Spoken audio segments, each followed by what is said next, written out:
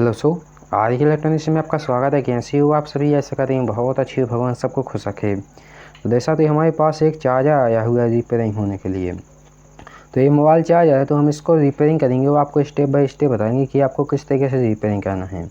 तो जैसा तो कस्टमर ने इसको खोलने की कोशिश की लेकिन ये खोला नहीं है। तो आपको इस तरीके से खोलना है, जिस तरीके से कस्टमर ने खोला इस तरीके से आपको खोलना है।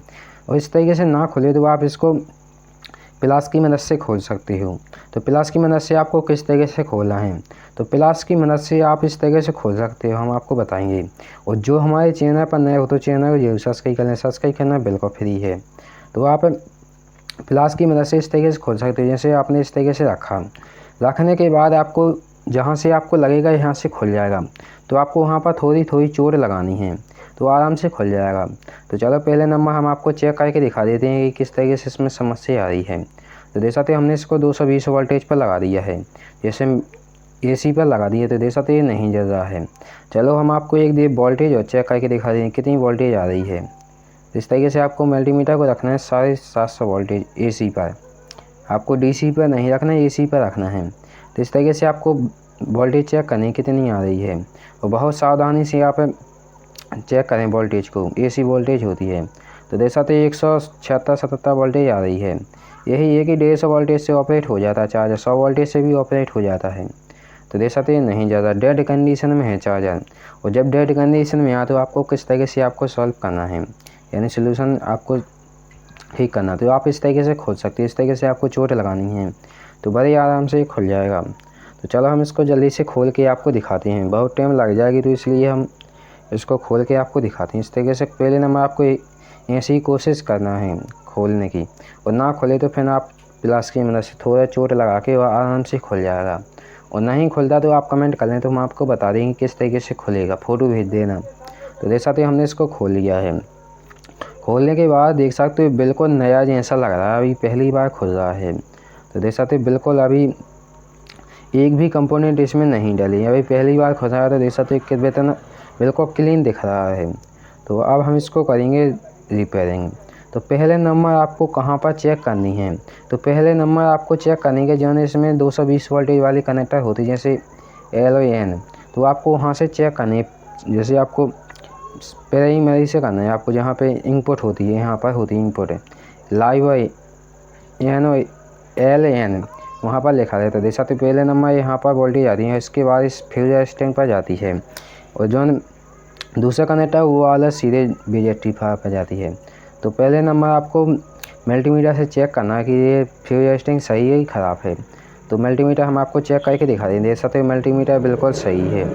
इस सकते 0 बिल्कुल आ जाए, 0 1 वही है, सही है मल्टीमीटर।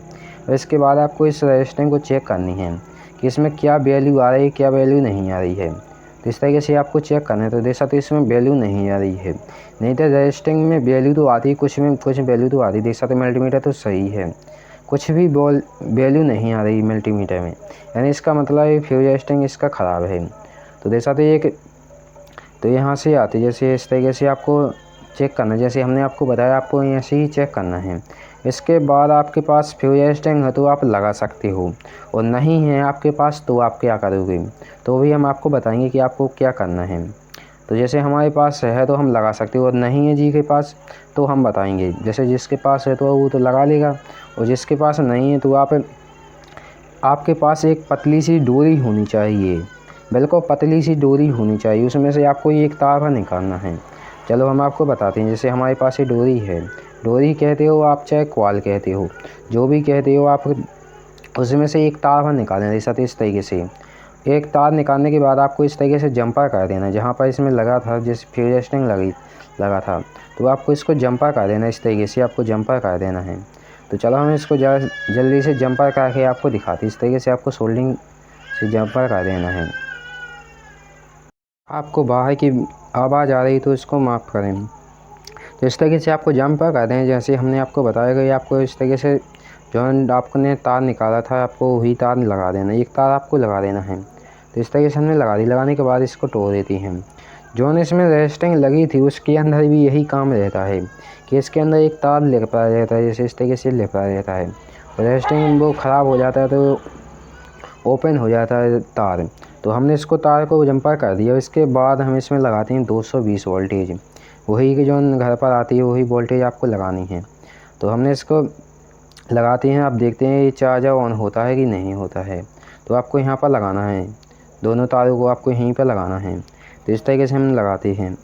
तो देख सकते हो अभी इसका बल्ब नहीं जला। चलो हम इसको पलटते हैं। इस तरीके से हम आपको दिखाते हैं कि इसका बल्ब जला है कि नहीं जला है। तो देख सकते हो इसका बल्ब जल गया है। जैसे ही हमने इसको लगाया तो इसका बल्ब जल गया है। चलो हम आपको ऊपर से दिखाते हैं। आपको बहुत सावधानी से आपको रखनी है, एसी वोल्टेज है यहाँ पर। तो इस तरीके से आपको यहाँ पर चेक करना है। तो देख सकते हो इसका बल्ब जलना स्टार्ट हो गया है। तो आपको सिर्फ ऐसे ही चार्जर रिपेयरिंग करना है जैसे हमने आपको बताया। बिल्कुल आपको सेम चार्जर रिपेयरिंग करना है जैसे हमने आपको बताया है। वो कुछ भी समस्या हो तो आप कमेंट कर लें, तो हम आपको स्टेप बाय स्टेप बता देंगे। वो आपको वीडियो पसंद आई हो तो वीडियो को कर लेना लाइक और चैनल को जरूर सब्सक्राइब कर लें। सब्सक्राइब करना बिल्कुल फ्री है। जय हिंद, जय भारत।